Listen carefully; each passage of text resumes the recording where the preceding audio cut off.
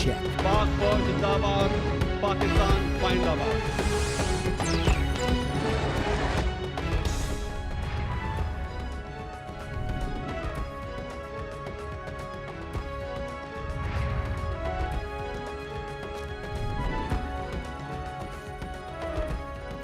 जी अस्सलाम वालेकुम। प्रोग्राम में आज सबसे पहले बात करेंगे पाकिस्तान तहरीके इंसाफ के फ्लैगशिप प्रोग्राम बिलियन ट्री मंसूबे में करप्शन के संगीन और बहुत बड़े इल्जामात सामने आ रहे हैं।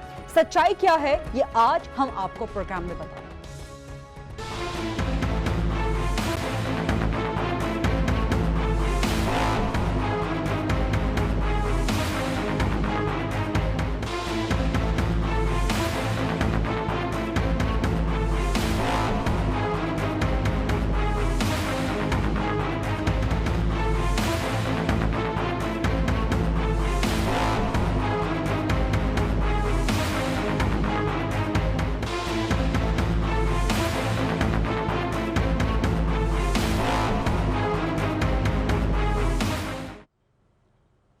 दो 2015 में इमरान खान ने खैबर पख्तूनख्वा में अपनी हुकूमत में वज़ीर आला खैबर पख्तूनख्वा के उस वक्त के वज़ीर आला खैबर पख्तूनख्वा के जरिए एक फ्लैगशिप प्रोग्राम बिलियन ट्री मंसूबे का आगाज किया, जिसके तहत पूरे खैबर पख्तूनख्वा में मुख्तलिफ साइट्स का इंतखाब करके वहां पे 1 अरब दरख्त लगाए जाने थे।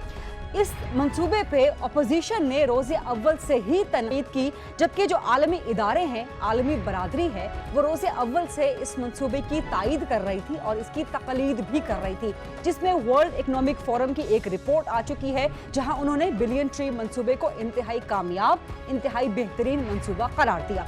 सिर्फ यही नहीं, इसके अलावा WWF पाकिस्तान की तरफ से भी बिलियन ट्री मंसूबे की तारीफ हो चुकी है। बॉर्न चैलेंज, जो कि एक ग्लोबल एफर्ट है दुनिया भर में एफॉरेस्टेशन के प्रोग्राम्स के हवाले से, नेचर को रिस्टोर करने के प्रोग्राम के हवाले से, जो कि काम करता है international union for conservation of nature के तहत और जर्मनी के इश्तराक से, इनकी रिपोर्ट्स और ख़ास तौर पे IUCN की और WWF की एक मॉनिटरिंग एंड ऑडिट रिपोर्ट में भी बिलियन ट्री मंसूबे को कामयाब और एक अच्छा मंसूबा करार दिया गया है। लेकिन जैसा कि मैंने पहले कहा कि 2015 में जब इमरान खान ने बिलियन ट्री मंसूबे का आगाज किया, उस वक्त से अपोजिशन ने रोज़े अव्वल से इस मंसूबे को तनकीद का निशाना बनाए रखा। यह भी कहा गया कि 1 अरब मंसूबा, 1 अरब दरख्त लगाने का मंसूबा मुमकिन ही नहीं है कि किस तरह से उसको पाए तकमील तक पहुंचा दिया जाए। रोज़े अव्वल से इस मंसूबे पे करप्शन के संगीन बेकायदगियों के इल्जामात लगते रहे हैं, यहाँ तक कि दिसंबर 2018 में खैबर पख्तूनख्वा असेंबली में जब अपोजिशन ने इस मामले को उठाया तो उस वक्त इस मंसूबे में करप्शन की, बेकायदगियों की, बेज़ाब्तगियों की तहकीकात के लिए एक स्पेशल कमेटी कायम कर दी गई थी। उस कमेटी ने आज खैबर पख्तूनख्वा के इलाके बन्नू में कुछ साइट्स का विजिट किया, जिसके बाद अपोजिशन रहनुमाओं की तरफ से, जो अपोजिशन उस कमेटी के जो मेंबर्स हैं, उनकी तरफ से बड़े संगीन इल्जामात सामने आए हैं बिलियन ट्री मंसूबे में करप्शन के। वो इल्जामात क्या हैं, हम आपके सामने रखते हैं। इल्जाम अपोजिशन ने यह लगाया कि 1 अरब दरख्त लगाने का कहा गया, लेकिन 10 करोड़ पौधे भी नहीं लगाए गए। अपोजिशन का इल्जाम है कि सरकारी रिकॉर्ड में मजदूर को 15,500 रुपए के बजाय सिर्फ 5,000 रुपए दिए जा रहे हैं, तो बाकी 10,000 रुपए कहां जा रहे हैं। अपोजिशन का इल्जाम यह भी है कि एक जगह पे 2,000 पौधे सिर्फ लगाए गए, जबकि सरकारी रिकॉर्ड में शो किया गया कि यहाँ पे 2 लाख पौधे लगाए गए हैं। अपोजिशन का इल्जाम है कि नाली चक के इलाके में सरकारी रिकॉर्ड में 10 लाख पौधे लगाए गए, जबकि असल में वहां पर जमीन पर 1,000 पौधे भी नहीं लगाए गए। अपोजिशन का यह भी इल्जाम है कि पौधों की देखभाल के लिए 50 रुपए मुकर्रर किए गए थे, लेकिन 500 रुपए दिए जा रहे हैं, तो 450 रुपए किसकी जेब में जा रहे हैं। अपोजिशन का यह भी इल्जाम है कि इस तमाम करप्शन को छुपाने के लिए महकमा जंगलात के अहलकारों ने मिली भगत के साथ, सरकार के साथ मिली भगत के साथ जालसाजी से काम लेते हुए 3 फुट के बजाय बड़े बड़े पौधे लगाए। अपोजिशन का यह भी सवाल है कि बिलियन ट्री सुनामी करप्शन मंसूबे से मुतालिक पार्लिमानी कमेटी का इजलास मंसूख क्यों किया गया। ये एक पाकिस्तान तहरीक इंसाफ का फ्लैगशिप प्रोजेक्ट है जो कि अव्वलीन प्रोजेक्ट्स में से एक है, और जैसे कि मैंने पहले कहा कि पहले दिन से ही मंसूबा तनकीद का शिकार है, और आज जबकि खैबर पख्तूनख्वा की पार्लियामानी कमेटी इस इलाके का विजिट भी करके आई है, तो सबसे पहले जरा अपोजिशन से बात कर लेते हैं। उनके कुछ इल्ज़ामात तो मैंने आप तक पहुंचा दिए हैं, कुछ मजीद इल्ज़ामात उन्हीं की ज़बानी हम आप तक पहुंचाते हैं और सवाल करते हैं कि अपोजिशन के पास इस मंसूबे का जिसकी तायीद और तकलीद आलमी इदारे कर रहे हैं, अपोजिशन के पास क्या सबूत हैं। मेरे साथ मौजूद हैं खैबर पख्तूनख्वा में अपोजिशन लीडर और इस पार्लियामानी कमेटी के बड़े अहम मेंबर अकरम खान दुर्रानी साहब। अस्सलाम वालेकुम दुर्रानी साहब, thank you very much program के लिए वक्त निकालने पे। ये कहां से आए हैं सबूत आपके पास? बिलियन ट्री मंसूबे में करप्शन के हवाले से कहां से आए हैं? किस किस्म के सबूत हैं आपके पास? क्योंकि अपोजिशन रोजे अव्वल से इस मंसूबे पे तनकीद कर रही है, जबकि जो आलमी इदारे हैं, वर्ल्ड इकोनॉमिक फोरम है, WWF है, IUCN है, IUCN का जो एक झेली इदारा है बॉन्ड चैलेंज, ये तमाम इस मंसूबे की तायीद कर रहे हैं, इस मंसूबे को अप्रिशिएट कर रहे हैं। तो आपके पास क्या ऐसे सबूत आ गए हैं? ये तो जी हम पहले से कहते थे, आज की हमारी बात नहीं है। जब मैं फेडरल मिनिस्टर था तो उस वक़्त भी मैंने इसी मौजू पे जल शाम में गवर्नमेंट की फंक्शन में बात की थी, और सेक्रेटरी फॉरेस्ट मुझे बहुत ज़्यादा मेरे ख्याल में इसकी ख्वाहिश थी कि मैं भी एक साइट के लिए इनॉग्रेशन पे आ जाऊं, लेकिन मुझे उसकी पहले से मालूम थी कि उसमें कितनी करप्शन हैं। इसलिए फिर मौलाना फजल रहमान साहब से भी उसने कोशिश की कि हम मौलाना फजल रहमान साहब पे कोई एक इनॉग्रेशन कर लें, लेकिन उसने भी इनकार किया। बातें तो हमें मालूम होती है, हम हैं फील्ड के लोग। अभी बाहर की दुनिया को क्या मालूम है कि बन्नू में, डिया खान में, लकी मरवत में कहाँ पर पौधे हैं? वो तो जब बाहर से कोई टीम आती है तो उसको ले जाते हैं खुदरो, वहाँ पर जो खुद पहले से मौजूद दरख्त हैं, या कोई ऐसी एक साइड उसकी है जो कि वो बिल्कुल ठीक ठाक है।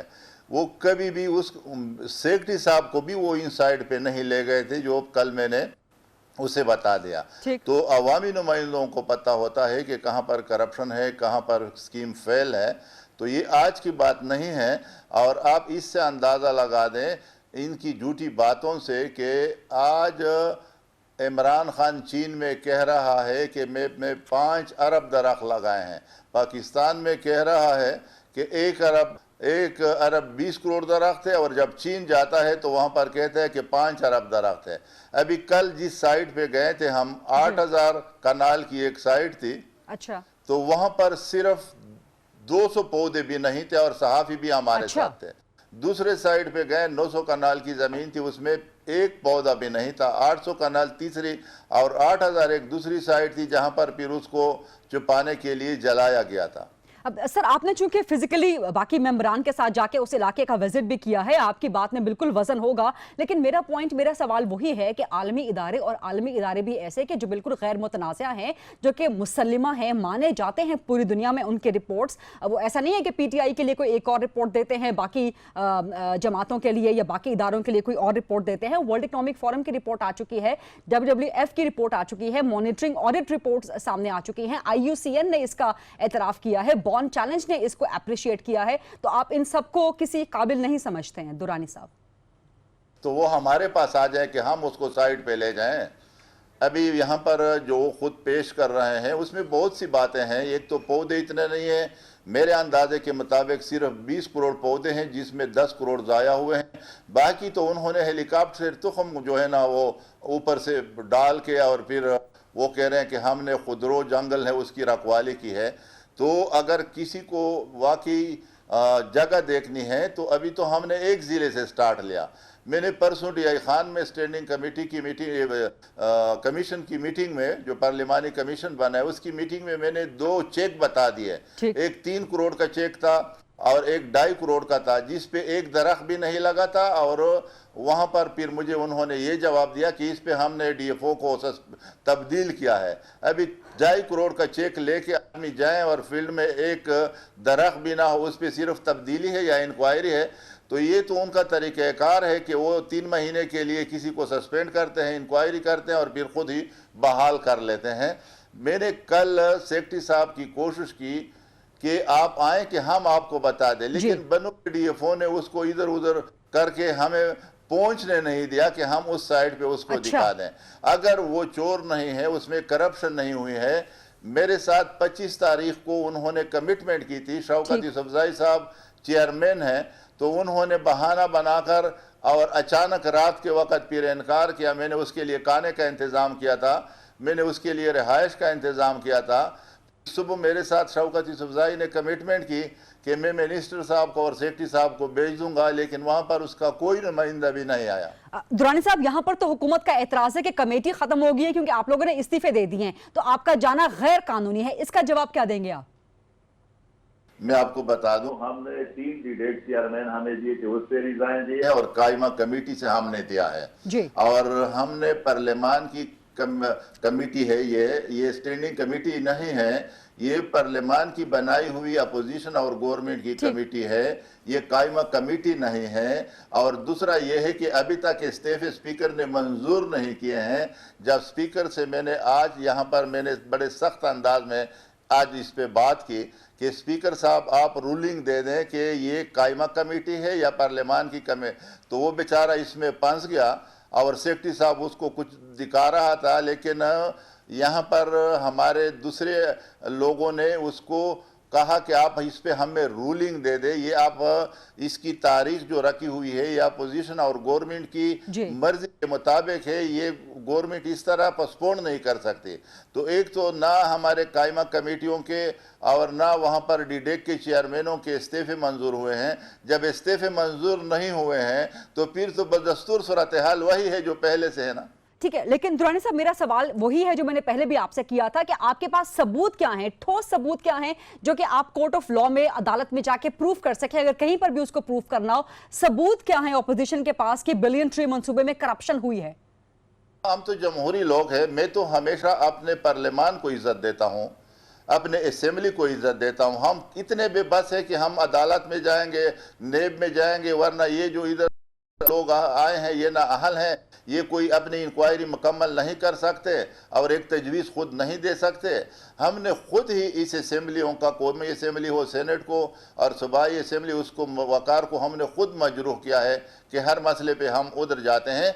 और अगर आपको सबूत चाहिए तो बन्नू में आपका कैमरा भी मेरे साथ था और आपका नुमाइंदा भी मेरे साथ था आज टीवी का, तो अपने कैमरे से वहाँ पर जो आपका नुमाइंदा है वो मेरे साथ था, उसने पूरी रिकॉर्डिंग भी की है, वहाँ पर लोगों ने भी बताया है और आपके कैमरे ने वो भी नोट किया है जो कि 15,000 रुपये वो महीने के वहाँ पर नौकरों को देते थे और लोग सामने आ गए और हल्फ लेके कि हमें 6,000 रुपये मिले हैं, हमें 8,000 रुपये मिले हैं, हमें 10,000 रुपये मिले हैं, हमें 12,000 रुपये में 15,000 हमें मिले नहीं हैं। तो सबूत के लिए तो आपकी टीम मेरे साथ मौजूद थी, अगर आप उससे रब्ता करें तो शायद वो बेहतर आपको, क्योंकि उसको मैं मौके पे ले गया था। अब दुरानी साहब, वो फुटेज हमारे पास है, वो फुटेज हम चला भी रहे हैं, बट मैं सवाल आपसे वही कर रही हूं कि फुटेज और बयानात के अलावा आपके पास ठोस सबूत क्या हैं? आपने कहा कि जी हम पार्लियामानी जमहूरी नुमाइंदे हैं, बेशक पार्लियामान सबसे मुकद्दम है, लेकिन जब टेक्निकल इन्वेस्टिगेशन की बात आती है तो वो पार्लियामान ने नहीं करनी। फॉर एग्जांपल, आप पर नैब का एक टेक्निकल केस है तो वो आपकी इन्वेस्टिगेशन नैब कर रहा है ना, वो इन्वेस्टिगेशन पार्लियामान नहीं कर रहा। तो आपके पास सबूत क्या है? मिसाल के तौर पे आप मजीद तहकीकात को आगे लेके बढ़ाना चाहते हैं, तो आपके पास ऐसे क्या सबूत है कि आप उनको लेके किसी भी तहकीकाती इदारे, नैब के पास चले जाएं, किसी और तहकीकाती इदारे के पास चले जाएं, अदालत में चले जाएं, ताकि साबित हो सके? मैं आपको थोड़ी सी ये वजाहत करूं कि मुझे जो नेब वालों ने बुलाया था मसला क्या है। मैं आपको बता दूं कि आपके टीवी चैनल पे भी मैंने एक पट्टी देखी कि जो कि इंतहाई अफसोस की बात है और आप लोगों ने चलाई थी कि अकरम खान दुरानी को ज़ैद असासों पे बुलाया गया है। और मुझे जो नोटिस मिला था वो सिर्फ इस पे मिला था कि मस्जिद अलाट हुए हैं 6, मुझे बुलाया गया था मस्जिदों पे और आपकी टीवी पट्टी चला रही थी मुझे ज़ायद असासों पे। जब मैं नेब के सामने पेश हुआ तो मैंने कहा कि आपका नोटिस तो मस्जिदों का है और वहाँ पर पट्टी चल रही है आज टीवी पे कि दुरानी साहब को ज़ायद असासों पे बुलाया गया है। तो मुझे बड़ा अफसोस हुआ कि ये आपको भी बताते कौन लोग हैं। जब नेब वाले अंदर मुझे कहते हैं कि आप इसकी वजाहत करें, हमने इसको नहीं कहा है आपके टीवी चैनल को, तो कौन सा ताकतवर इदारा है जो आपको लिखते हैं और आप हमारी पीर इज़्ज़त नफ्स को मजरूह करते हैं। और अभी जो बात है हम जब ये कमेटी गवर्नमेंट के मेंबरान भी होंगे जी। और हम अपोजिशन के भी होंगे, तो फिर ये कमीशन बना इसलिए है कि जब आखिरी हम पूरे सूबे को देखेंगे तो फिर एक रिपोर्ट देंगे और वो कमेटी फिर इत्तेफाक राय से देगी कि वो अदालत को दे या नेब को दे दे या हम खुद उस कार्रवाई के लिए लिखें। तो ये तो मेरे ख्याल में कुछ ऐसी बातें होती है। और जो इदारे आप बता रहे हैं, आया इतनी बड़ी बात जो है, जो कि BRT का स्कैंडल है, यहाँ पर एजुकेशन में एक DG फाउंडेशन का खुद 21 करोड़ की गवाही दे रहा है और यहाँ पर बिलियन ट्री सुनामी का है। तो ये इदारे मुझे मस्जिद पे तो बुलाते हैं, लेकिन ये फिर इतनी बड़ी चीज़ों पे उस पर खुद अपनी नज़र नहीं है। ठीक है, आप इदारों को जो है वो उनसे अपील भी कर रहे हैं कि वो इसका आज खुद नोटिस लें, लेकिन आपकी गुफ्तगू से दुरानी साहब, जो इस वक्त तक मेरी अंडरस्टैंडिंग है वो ये कि ऑपोजिशन के पास फिलहाल कोई ठोस सबूत ऐसे मौजूद नहीं है जिन्हें वो कोर्ट ऑफ लॉ में साबित कर सके, कोई दस्तावेजी सबूत आपके पास मौजूद नहीं है। तो अब आप आगे कैसे जाएंगे, क्योंकि फिलहाल तो ये मामला सियासी बयानबाजी तक लग रहा है। इस पे आगे जाएंगे, गवर्नमेंट को मैं मजबूर करूंगा, वो हमारे साथ साइड पे जाएंगे, ये उनकी मजबूरी होगी। कमीशन बना गया है, आज भाग गए, कल नहीं चुकूंगा, दोबारा पकड़ूंगा, उसको ज़बरदस्ती साइडों पे ले जाऊंगा। इंशाल्लाह पोजीशन की इतनी यहाँ पर ताकत है कि ये असेंबली अगर हम चाहेंगे तो तरीके से चलेगी। अगर ये हमारे साथ इस तरह रवैया रखते हैं तो हम भी बहुत पुराने लोग हैं, बहुत ज़्यादा अरसा हमने, मैं आपको बता दूं कि मैंने MPA की वो भी देखी, 90 से आ रहा हूँ। मैं ज़िले का चेयरमैन भी रहा, मैं सूबाई वज़ीर भी रहा, मैं मुशीर भी रहा, मैं वज़ीर आला भी रहा। पिछली दफ़ा भी मैं अपोजिशन लीडर था, उसके बाद वफाकी वज़ीर भी रहा, अब भी अपोजिशन लीडर हूँ। तो ये तो मेरे शागिर्द हैं और इंशाल्लाह शागिर्द को मैं वो सबक सिखाऊंगा जो एक उस्ताद सिखाता है। बहुत बहुत शुक्रिया अकरम खान दुरानी। खैबर पख्तूनख्वा असेंबली में अपोजिशन लीडर हमसे बात कर रहे थे। अपोजिशन के इल्जामात, उनके पास कितने ठोस सबूत मौजूद हैं, क्या दस्तावेजात हैं, वो कहानी तो आपने सुनी। दूसरी तरफ का हुकूमत का मौकिफ क्या है वो हम जानेंगे शौकत यूसुफजई साहब से after a very short break. Stay with us.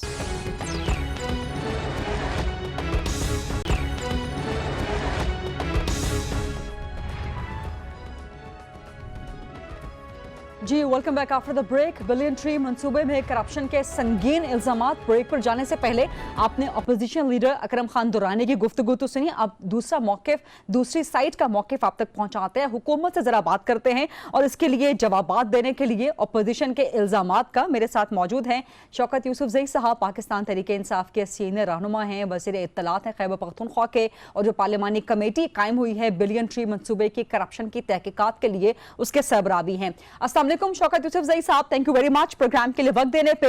Billion tree मंसूबा फ्लैगशिप मंसूबा, सबसे पहले खैबर पख्तूनख्वा में स्टार्ट होने वाला मास लेवल का एक बड़ा मंसूबा, लेकिन उस पर संगीन इल्जामात पहले दिन से लेके आज तक, और अब तो अपोजिशन ने साइट का विजिट भी कर लिया है। और ऐसे दिन में संगीन इल्जामात आ रहे हैं जब प्राइम मिनिस्टर ने चाइना में इस मंसूबे पे फख्र का इजहार किया है और दुनिया भर के लिए इसको एक रोल मॉडल मंसूबे के तौर पे पेश किया है। संगीन इल्जामात हैं, क्या जवाबात है आपके पास इन इल्जामात के? बिस्मिल्लाहिर्रहमानिर्रहीम। देखिए, अपोजिशन के पास तो कोई इशू है नहीं और ना ही हमारे ख़िलाफ़ उनके पास कोई ठोस सबूत है, क्योंकि उनके ख़िलाफ़ करप्शन के केसेस शुरू हो चुके हैं, उनके लीडर्स गिरफ़्तार हो रहे हैं, एक पहली दफ़ा एहतसाब का अमल दिखाई दे रहा है। तो उनको जो प्रॉब्लम्स बन रही है वो यही है कि वो कहते हैं कि बराबर से मसाइल हो जाएं, कि मतलब ये कि हम ये इल्ज़ाम लगा दें कि जी PTI वाले भी करप्शन कर रहे हैं। अब असल इशू ये है कि इससे लोगों को धोखा तो नहीं दिया जा सकता, ये तो एक ड्रामा चल रहा है जो हम एक हद तक होगा। असल चीज़ ये है कि इनके पास क्या सबूत है। जो बिलियन ट्री सुनामी के हवाले से बातें हो रही है, आप आगे जाके मुझसे क्वेश्चन कर, मैं एक चीज़ का आपको जवाब दूँ। मैं जरूर करूँगी क्वेश्चन आपसे। बनाई थी, ये रोज़ कहते थे जी बिलियन ट्री सुनामी में करप्शन हुई, हम कहते जी आप बताएं, इनके पास कोई सबूत नहीं। हमने पार्लियामेंट के अंदर अक्सरियत हमारी है, अगर हम नहीं चाहते, हमारे 50 मेंबर भी असम्बली में मौजूद हो तो ये कोई कमेटी नहीं बना सकते। हमने कमेटी बनाई अपनी मर्जी से, हमने कहा, और सारे जितने पार्लियामानी लीडर हैं सबको डाला अपोजिशन के, ताकि ये दिल के खोल कर सुने, दिल खोल कर बात करे, देखे आंखों से कि हमने क्या किया है। जो चीज़, जो मंसूबे IUCN, वर्ल्ड इकनॉमिक फोरम, मतलब मुख्तलिफ WWF, मुख्तलिफ इदारों ने जो कौमी जो इंटरनेशनल इदारे उन्होंने तस्लीम किया है कि एक छोटे से सूबे ने ग्लोबल वार्मिंग का चैलेंज एक्सेप्ट किया और तकरीबन इस वक्त हमारे 3200 साइट्स हैं जहाँ पे प्लांटेशन हुई है। 3200 ठीक, ये हमारे साइट्स हैं, ये गूगल पे दिए हुए हैं। कोई भी उसमें से आप सेलेक्ट करें, मीडिया को ले जाने के लिए तैयार है, अपोजिशन को ले जाने के लिए तैयार है। अब हुआ क्या है, 17 तारीख को हमारा इजलास हुआ है, गालिबन 17 या 18, मुझे एग्जैक्ट अभी फिगर याद नहीं आ रहा है डेट। मैं उसका चेयरमैन हूँ। उसमें इन्होंने कहा हम साइट विजिट करना चाहते हैं, हमने कहा सेलेक्ट करें। इन्होंने कहा जी बनू, हमने कहा ठीक है बनू आपको ले जाते हैं। हुआ ये है कि बनू के अंदर हमने कुछ कार्रवाइयाँ की हैं, कुछ लोगों को हमने निकाला है। अच्छा। मुलाजिमतों से भी निकाला है, उनसे रिकवरी भी की है, कुछ के खिलाफ केसेस चल रहे हैं। अच्छा, वो लोग उन्होंने अपने साथ मिला के उस जगह पे ले गए हैं जहाँ पे बंजर ज़मीन है। 2 साइट ऐसे थे जिसमें सैलिनिटी और ये वाटर लॉग आपको कहते हैं उसमें, ठीक, जो टेक्निकल लैंग्वेज है, तो वहाँ पे पौधा नहीं उग सकता। जो सेलेक्ट किया गया था वो जगह, उसको रिजेक्ट किया गया ठीक, महकमे की तरफ से कि जी वाटर लॉग है, यहाँ पे पौधे अच्छा। कामयाब नहीं होंगे, उसको छोड़ दिया गया। सेकंड, मामा खेल एक जगह है, उसमें से तकरीबन 41 हेक्टेयर वो ज़मीन है, उस पर प्लांटेशन होनी थी। हाँ। और उसके जब 8 हेक्टेयर पे पहुंचे तो वहाँ डिस्प्यूट क्रिएट हुआ। कुछ ने कहा ये हमारी ज़मीन है। अच्छा। जो उस इलाके के कबाइल हैं, 2 ट्राइब, वजीर कबाइल और मामा खेल कबाइल, उन्होंने कहा, एक ने कहा हमारी ज़मीन है, तो वो एक डिस्प्यूट शुरू हुआ। तो उस पर महकमे ने कहा कि इसको हम रीलोकेशन करते हैं। ठीक है। तो 37 हेक्टेयर जो है वो दूसरी जगह पे लगाया गया। तो ये तो एक टेक्निकल चीज़ें हैं जो हमने उनको खुद बताई। जब वो मीटिंग हो रही थी तो हमने पूरी फाइल उनके हाथ में दी कि इन लोगों 350 लोगों के खिलाफ कार्रवाई हुई। ये तारीख मेरे ख्याल से एक महकमे में से, जिसमें से 2 कंजर्वेटर, उसमें से DFO, ADFO, जो फॉरेस्टर, फॉरेस्ट गार्ड, नीचे लेवल के लोग, 350 लोगों के खिलाफ कार्रवाई हुई है, उनसे रिकवरियाँ हुई है, उनके खिलाफ केसेस चल रहे हैं। मुझे हैरत हो रही है, हमने खुद उनको ये चीज़ फराहम की और वो उसी जगह पे जाके खड़े हो गए जहाँ वाटर लगता कि जी ये इन्होंने बताया था यहाँ पे नहीं है पौधे। तो यह खुदा का खौफ करे, कितना धोखा दोगे इस मीडिया को, कितना वो करोगे। जो फाइल हमने आपको दी, आप वही फाइल इस्तेमाल कर रहे हो, ये तो हम पहले ही कह चुके हैं आपको। तो ये जो चीज़ें हैं, मेरे ख्याल से मैं अभी भी दावत देता हूँ तमाम मीडिया को कि खुदा के लिए खुद आए, क्योंकि हम अपोजिशन को फिर भी ले जाने के लिए तैयार हैं, लेकिन अपोजिशन ने तो मानना नहीं है। तो तीसरी पार्टी मीडिया है, ये खुद सेलेक्ट करे, हमें भी ले जाए, हम भी जाएंगे, अपोजिशन भी जाए और मीडिया फैसला करे। क्योंकि ये इतना बड़ा काम हुआ है, इतने बड़े लोगों ने कुर्बानियां दी हैं, 6 लोग तो इसमें मारे गए। शौकत यूसुफजई साहब, आपने अपोजिशन के कुछ इल्जामात के जवाब तो दे दिए हैं, लेकिन इसके अलावा भी बहुत डिटेल्ड इल्जामात है जो मैं कुछ आपके सामने रख देती हूँ। पॉइंट बाय पॉइंट आप उनका जना रिबटल दे दीजिएगा।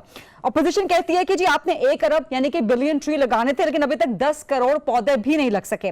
नंबर 2, सरकारी रिकॉर्ड में मजदूर को आप 15,500 के बजाय सिर्फ 5,000 रुपए दे रहे हैं, तो 10,000 रुपए कहां जा रहे हैं। फिर एक जगह रिकॉर्ड में आप 2 लाख पौधे ऐड कर रहे हैं, लेकिन वहां पे एक्चुअली ऑन ग्राउंड 2,000 पौधे भी नहीं लगे। इस तरह एक और जगह है नालीचक, वहां रिकॉर्ड में 10 लाख आप पौधे दिखा रहे हैं, लेकिन ओरिजिनली वहां पे ऑन ग्राउंड 1,000 भी नहीं है। फिर पौधों की देखभाल के लिए 50 रुपए मुकर्रर करने थे, लेकिन आप 500 दे रहे हैं, तो 450 रुपए कहां गए। तो इन इल्जामात का क्या जवाब है? देखिए, ये जो हमारा इजलास हुआ है ना पहला, उस पहले इजलास में इनको एक एक चीज़ का जवाब दिया, क्योंकि सेक्रेटरी भी मौजूद था और हमारे फॉरेस्ट मिनिस्टर इश्तियाक उमर साहब भी मौजूद थे जी। और कई चीज़ों पे इन्होंने अप्रिशिएट भी किया। बाबक साहब ने भी अप्रिशिएट किया, ये भी कहा कि जी हम आपको ये भी अप्रिशिएट करते हैं कि आपने कमेटी बनाई, आपने हमारी बात सुनी, आपने हमें पूरी डिटेल फराहम की। अब ये तो ऐसी बात है ना कि जी मैं आपसे कहूँ कि जी मैंने 20 पौधे लगाए, आप कहते हैं नहीं 20 तो नहीं होंगे, 10 ही होंगे। अच्छा, जब तक आप जाएंगे नहीं, देखेंगे, तो मैं आपको कैसे मुतमईन कर सकता हूँ। मैं तो देखे, मैंने आपसे कहा कि 3,200 हमारे साइट्स हैं जो हमने गूगल पे किए हुए हैं, कोई भी उसमें से सेलेक्ट कर लें और उस पर जो मर्जी आप आके अगर पौधे गिनने हैं, जो भी गिनना, हम उसके लिए तैयार हैं। लेकिन अगर कोई बंदा ना मानने वाली बात करे, अब जैसे उन्होंने कहा कि 15,000, मैं आपको बताऊं, देखिए अगर सपोज 1 कनाल जमीन है जी, 1 कनाल जमीन, आप अगर आपने कहा है कि हम 1 कनाल पे 15,000 रुपए देंगे कि पौधे उगाए जाएं, वो 1 कनाल जमीन किसी जगह पे 3 लोगों को, तो क्या आप हर एक को 15,000 देंगे या उस कनाल के हिसाब से तीनों में तकसीम करेंगे? ये हमने उनको समझा दिया है। ये हमारे साथ बैठे थे, हमने कहा कि भाई साहब ये ऐसे 15,000 नहीं है, अच्छा, ये जमीन के हिसाब से हैं। अब ये कि किसी जगह पे किसी की 2 मरले है, किसी की 10 मरले है, उस हिसाब से तकसीम करके ये पैसे दिए जाते हैं। तो मैं वो हमने उनको कमेटी के अंदर ही उनको सेटिस्फाइड कर दिया था, लेकिन अभी जाहिर है उनके पास तो कुछ है नहीं, तो मीडिया को वो क्या बताएंगे? मीडिया को यही बताएंगे ना, कंफ्यूजन फैलाएंगे कि जी असल में देखो इनके इश्यूज हैं, इनके लीडरों के खिलाफ करप्शन के केसेस चल रहे हैं, इनके लीडर्स गिरफ्तार हो रहे हैं, इनको परेशानी है कि पीटीआई वाले क्यों बचे हैं। तो ये जो है ना, इनके पास कुछ है नहीं, ठोस चीज़ है नहीं, सिर्फ ये करने के लिए कि देखो जी ये करप्शन के केसेस है, लेकिन नैब इन पे हाथ डाल रहा। अब कुछ होगा तो नैब हाथ डालेगा ना। तो ये चीज़ें ऐसी हैं गरीदा कि मैं तो बिल्कुल, हालांकि मैं उसका मिनिस्टर नहीं हूँ, लेकिन मैं जो प्रेस कॉन्फ्रेंस थी मैंने मिनिस्टर साहब को भी बिठाया हुआ था, उनके और एहलकार भी बैठे, एक एक चीज़ का हम जवाब देने के लिए तैयार है।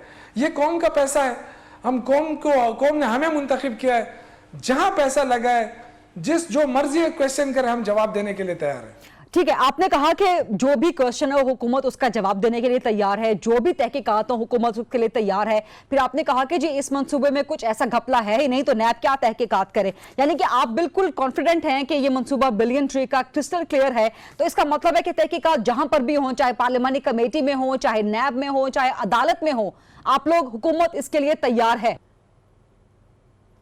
देखिए गरीदा, पहली बात तो है कि हमने तो असेंबली में भी कहा है, इनको कमेटी में भी कहा है कि 302 साइट से आप सेलेक्ट कर लें। मसला ये है, देखें अगर हमारी 2/3 अक्सरियत है, अगर हम ना चाहें ना तो कोई भी कमेटी नहीं बन सकती है। इन्होंने डिमांड किया, हमने फौरन बनाया और तमाम पॉलिटिकल पार्टीज के पार्लियामानी लीडर्स को हमने लिया, उनको सेलेक्ट किया और हमने कहा कि हम, अब मसला क्या हुआ कि 25 को हमने जाना था बनू, इन्होंने 2 दिन पहले असेंबली में इस्तीफे दे दिए कि जी तमाम कमेटियों से मुस्ताफ़ी हो रहे हैं। फिर इन्होंने रिटर्न दिया स्पीकर को कि हम जुमला कमेटियों से मुस्ताफ़ी हो गए।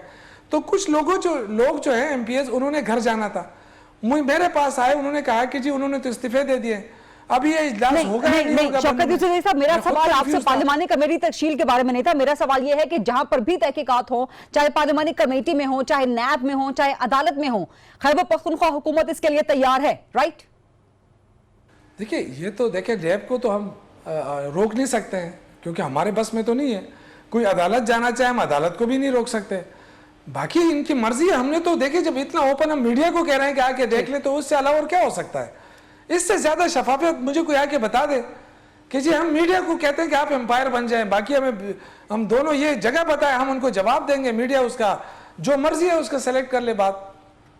ठीक है, बहुत बहुत शुक्रिया। वज़ीर इत्तलात खैबर पख्तूनख्वा शौकत यूसुफ ज़ई साहब हमसे बात कर रहे थे। एक छोटी सी ब्रेक लेते हैं प्रोग्राम में, और ब्रेक के बाद हम बात करेंगे कि वज़ीर आज़म इमरान खान चीन में हैं, पाकिस्तान के लिए क्या अच्छी खबर आएगी।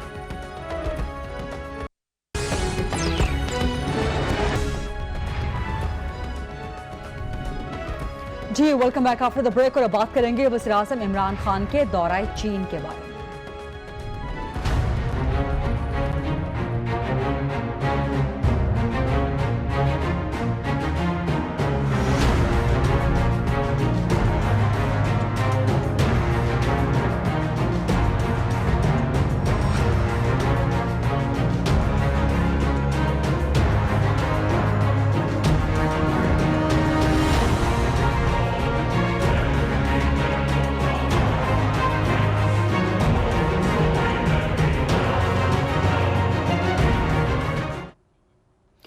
वज़ीर आज़म इमरान खान 4 रोज़ा दौरा चीन पर वहां पर मौजूद हैं, और आज उन्होंने वन बेल्ट वन रोड के दूसरे फोरम से भी खिताब किया। वज़ीर आज़म ने जब से इक़्तिदार संभाला है अपने 9 महीने में ये उनका दूसरा दौरा चीन है जो इंतहाई अहमियत का हामिल है। इसमें न सिर्फ पाक चीन ताल्लुकात के फ़रोग़ में एक नई जहत आएगी, बल्कि उबोर का हिस्सा, वन बेल्ट वन रोड का हिस्सा बनने के लिए पाकिस्तान को नई समत भी मिल सकती है। और यही वजह है कि आज वन बेल्ट वन रोड के दूसरे फोरम से खिताब करते हुए वज़ीर आज़म इमरान खान ने 5 अहम निकात दिए, 5 निकाती अहम एजेंडा दिया कि किस तरह से जो तमाम ममालिक उबोर का हिस्सा हैं वो इससे फ़ायदा उठा सकते हैं ज़्यादा से ज़्यादा, और उस फ़ायदे के समरात अपने अपने अवाम तक पहुँचा सकते हैं। वज़ीर-ए-आज़म के दौरा बीजिंग की साइडलाइंस पे बहुत अहम मुलाकातें भी जारी हैं, जिनमें न सिर्फ सरबराहान मुमलिकत और हुकूमत से वो मुलाकातें कर रहे हैं, बल्कि इसके अलावा चीनी सदर शी जिनपिंग के साथ आज उनकी एक गैर रस्मी मुलाकात भी हुई, जो कि एक तफसीली मुलाकात में भी तब्दील होनी है। इस वक्त न सिर्फ पाकिस्तान और चीन बल्कि दुनिया भर की नजरें वज़ीर-ए-आज़म इमरान खान और चीनी सदर शी जिनपिंग की होने वाली उस तफसीली मुलाकात के हवाले से हैं। जो दौरा बीजिंग में वज़ीर-ए-आज़म इमरान खान साइड लाइन्स पे मुलाकात कर रहे हैं, उसमें IMF के सरबराह से मुलाकात और वर्ल्ड बैंक की CEO से मुलाकात भी शामिल है। और खबर ये भी आ रही है कि वज़ीर-ए-आज़म Imran Khan free trade agreement के लिए भी काम कर रहे हैं।